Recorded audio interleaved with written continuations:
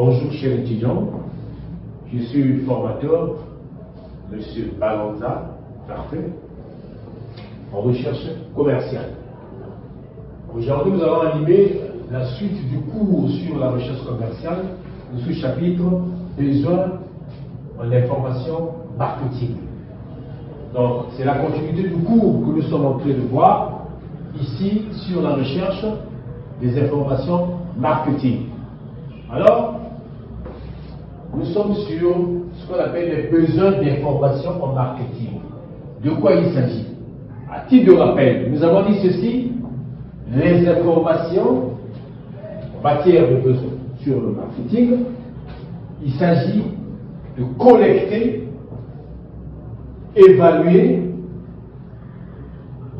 et puis centraliser, analyser les informations collectées sur le marché afin d'aider les responsables en marketing de prendre la décision de mettre un nouveau produit sur le marché. Nous avons parlé en long et large. Aujourd'hui, nous allons parler des besoins. Les besoins d'information. À quoi ça sert les besoins des informations en marketing? Donc, les besoins en information, nous avons vu qu'il s'agit de faire l'analyse. Quels sont les besoins? Les besoins au niveau de l'analyse de l'attraction, de l'environnement. 2. Concernant l'analyse de l'attraction de l'environnement, nous avons ici l'analyse des tendances du marché. L'analyse des tendances du marché, nous allons voir l'analyse du comportement des acheteurs, nous allons analyser les structures et les motivations de la distribution, nous allons analyser les structures de la concurrentielle, nous allons analyser l'environnement économique, social et politique. Voilà sur ces concepts de l'analyse que nous allons évoluer pour connaître l'attractivité de l'environnement. Alors, pourquoi nous allons étudier l'attractivité de l'environnement? Et c'est pour comprendre qu'est-ce qui amène les consommateurs envers un produit. Quel est le comportement des consommateurs en face d'un produit? Alors, tout ça fait partie. Et quel est le comportement du marché lorsque il s'agit de prendre une décision de regarder un produit qui a été déjà mis sur le marché? Alors, nous devons voir l'environnement de ce marché à partir de l'analyse de ce que je viens d'énumérer. 1. Nous allons voir l'analyse sur les tendances du marché. Concernant les tendances du marché, nous avons vu ici, on regarde les tendances du marché, il s'agit d'identifier les perspectives d'évolution de la demande globale du produit sur le marché de référence en cours de 3 à 5 années d'avenir. Alors, on regarde ici, qu'est-ce que ça veut dire? Alors, nous arrivons sur le terrain. La personne qui est chargée à collecter les informations, il doit prendre des informations globales, d'une manière générale, afin que la décision que nous allons prendre de mettre un nouveau produit sur le marché pour voir l'évolution de ce produit en 3 ou 5 ans. Est-ce que ce produit pourra apporter des bénéfices ou des inconvénients? Alors, c'est à partir de là, notre objectif, notamment, est de déterminer le profit sur le cycle de vie du produit sur le marché. Alors, déterminer le cycle de vie du produit sur le marché, ça veut dire quoi? Une fois, c'est un produit que nous avons pris la décision de le mettre sur le marché, alors nous allons voir comment le produit doit résister pendant 3 à 5 ans. Est-ce que par rapport à la confirmation des informations que nous avons collectées au départ, alors nous maîtrisons également le cycle de vie du produit. Alors, à partir de là, nous débouchons des prévisions. Nous des prévisions. Alors, à partir de là, les tendances du marché. Nous avons eu information d'un produit que nous allons mettre sur le marché. Alors, au bout de 2, 3 à 5 ans, comme nous maîtrisons également le cycle de vie de ce produit, alors nous avons la confirmation que le produit est intéressé par des consommateurs. Nous maîtrisons également le caprice, le comportement des consommateurs sur le marché envers ce produit. Alors, à partir de là, notre décision que nous avons prise, nous pouvons prévenir les prévisions de produits que nous allons fabriquer, afin de ne pas perdre ces consommateurs.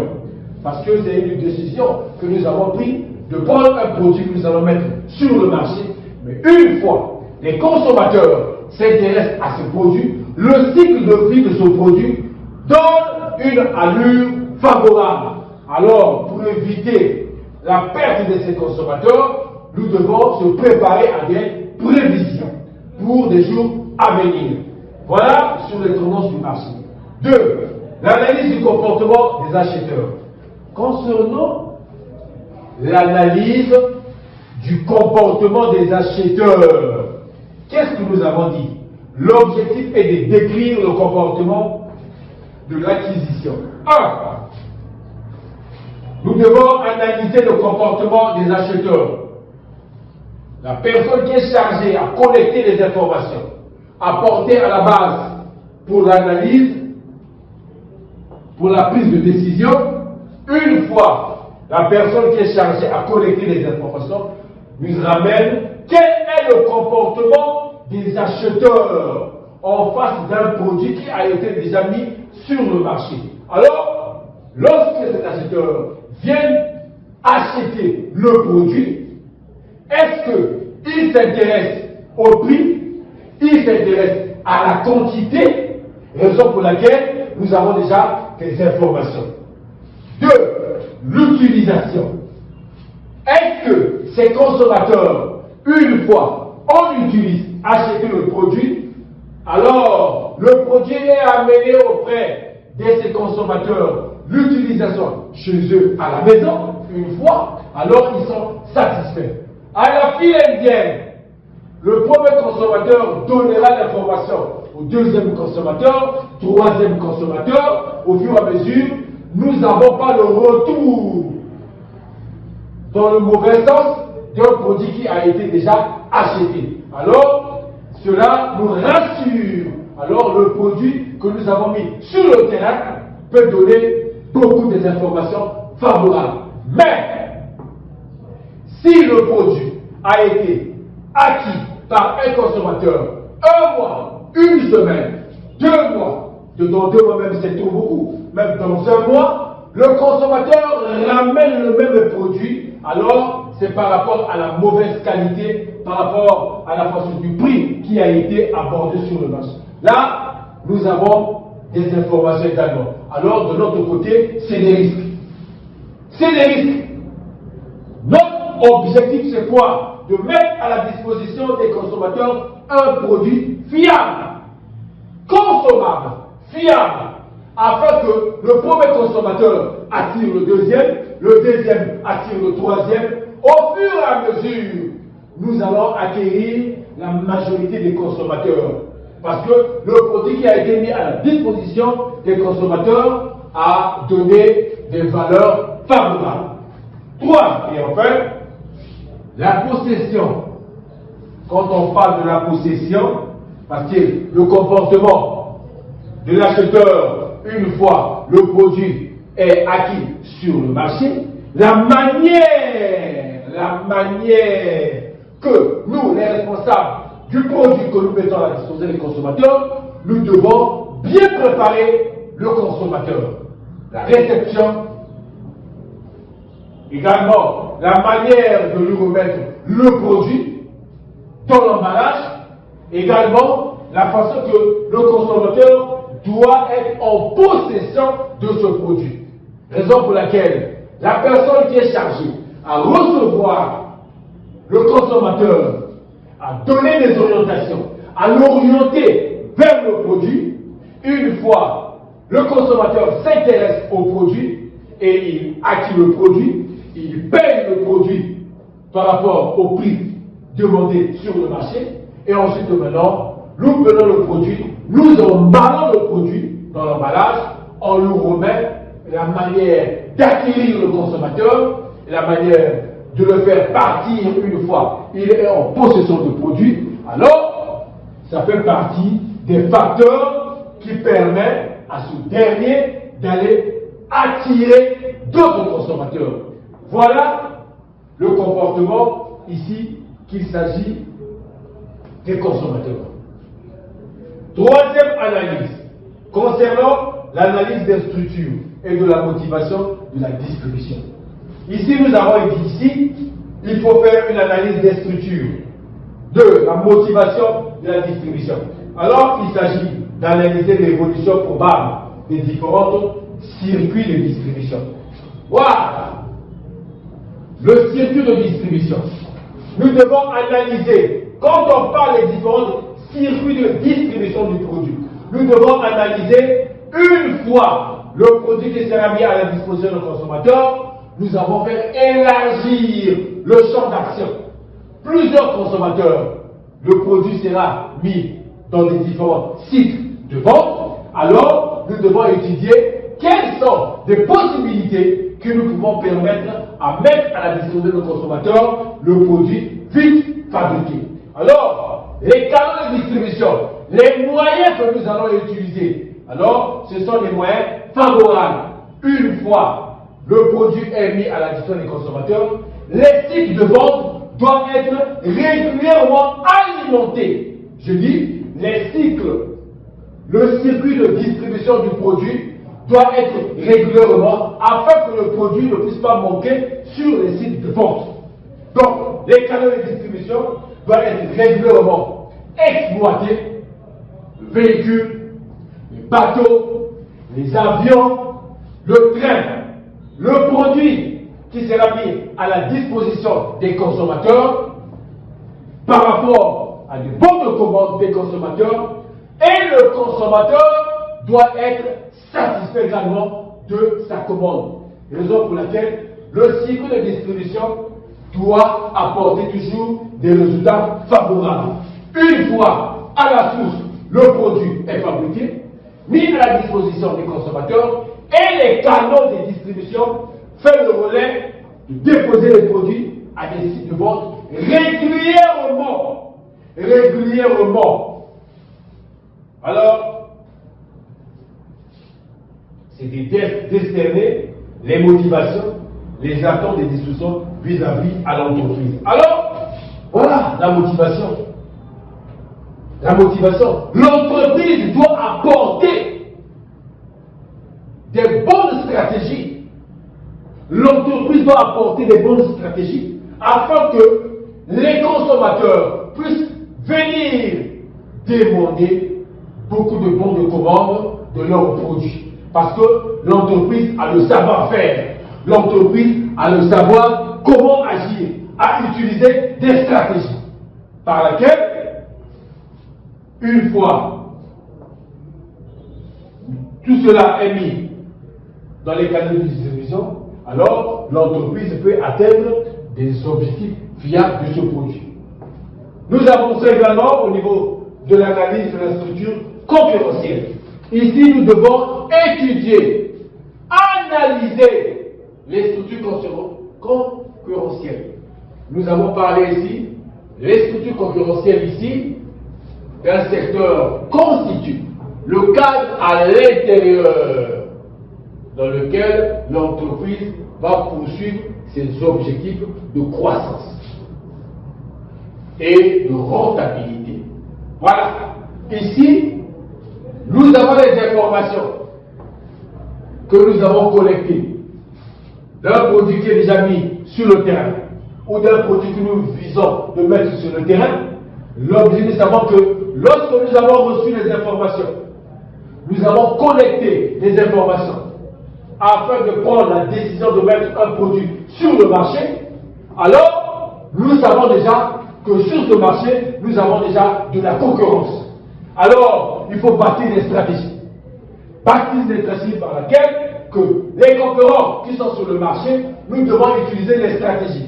Afin que les stratégies nous utilisons, notre produit que nous allons mettre sur le terrain puisse apporter des résultats fiables. Ou pourquoi nous parlons à l'intérieur de l'entreprise? Parce qu'à l'intérieur de l'entreprise, c'est là où nous allons bâtir les stratégies, c'est là où nous allons prendre, accompagner notre politique du produit que nous allons mettre sur le marché. C'est à partir de là que tout l'ensemble de ces stratégies sera décidé à l'intérieur de l'entreprise. Et enfin, la décision est prise. La décision est prise plutôt de rentabilité le retour d'un produit. Et ensuite, plus loin, évaluer, élaborer sa propre stratégie concurrentielle. Voilà. Ici, nous parlons toujours de l'analyse de la stratégie, de la structure concurrentielle. Nous avons ici, ce que je viens de parler tout à l'heure, les stratégies concurrentielles. Voilà, nous avons bâti des stratégies. Nous savons que nous avons des informations que sur ce marché, nous avons déjà un produit qui existe déjà, mais c'est le même produit que nous allons pour la désormais fabriquer, mais nous allons utiliser des stratégies afin que, pour attirer beaucoup de consommateurs par rapport à la réalité de ce que nous avons vu sur le terrain. Et enfin, analyser l'environnement économique, social et politique. Cette analyse de l'environnement, nous devons connaître l'environnement économique, nous devons connaître l'environnement social et politique. Plus loin, dans ce concept, cette analyse se fera de quelle manière? Nous avons dit ici, les principaux indicateurs macroéconomiques de la nature démographique, économique, technologique, politique, juridique, sociale, culturelle et écologique, qui ont une incendie sur le développement du marché. Alors, la raison pour laquelle nous devons étudier l'environnement économique. Pourquoi étudier l'environnement? Parce que l'environnement économique plutôt, nous devons étudier si le produit que nous avons pris la décision de mettre sur le marché, ce produit nous apportera des flux économiques très avancés pour faire développer la structure de l'entreprise. Est-ce que nous avons déjà les informations? Le chiffre d'affaires que nous avons engagé peut apporter vraiment des résultats fiables sur le plan économique, raison pour laquelle nous devons analyser tous ces facteurs. Nous avons parlé sur le plan social. Nous devons étudier également sur le plan social, en regardant réellement sur le plan social. Est-ce que si nous prenons la décision de mettre le produit sur le marché, une fois le produit mis sur le marché, lesquels qui seront responsables de gérer ce produit? Ce sont les hommes, les femmes, que l'entreprise prendra la décision de recruter, de le mettre à la disposition de l'entreprise et de leur orienter le travail à faire. Ils deviendront des agents de l'entreprise afin qu'une fois on les forme, au niveau de la gestion des ressources humaines, on leur donne la formation, on leur donne des orientations et des stratégies. Comment faut-il amener le produit sur le marché? Là, nous sommes sur le rang social. On doit analyser. Quel est le nombre de personnes que nous devons utiliser pour mettre le produit sur le marché? Raison pour laquelle, sur le plan social, nous devons connaître, analyser sur ce point-là. Sur le plan politique, nous devons étudier également, connaître réellement l'entreprise s'est installée sur une zone géographique. Est-ce qu'il apporte de l'aide au niveau du gouvernement de ce pays? Parce que quand on parle de la politique, cette entreprise apporte ce qu'on appelle de la valeur ajoutée par rapport au régime de la politique de ce pays. Parce qu'une fois une entreprise s'installe dans un pays, le territoire d'exploitation ne lui appartient pas. Il doit remplir les conditions. que ce pays leur demande. Le dossier de l'entreprise, les autorisations d'installation, les taxes par exemple, parce qu'une fois une entreprise s'installe dans un pays, il doit se rapprocher aux responsables de ce pays, qui sont des responsables politiques, qui gèrent ce pays afin de suivre les conditions politiques.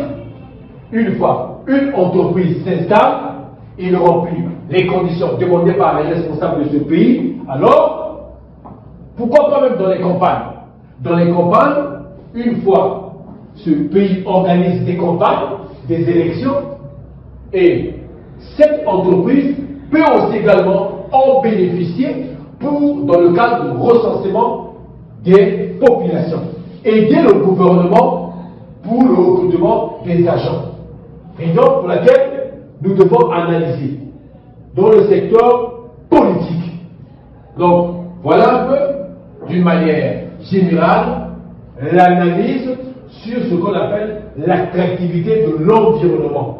Donc, l'attractivité de l'environnement d'un produit que nous allons prendre la décision de mettre à la disposition des consommateurs sur le marché.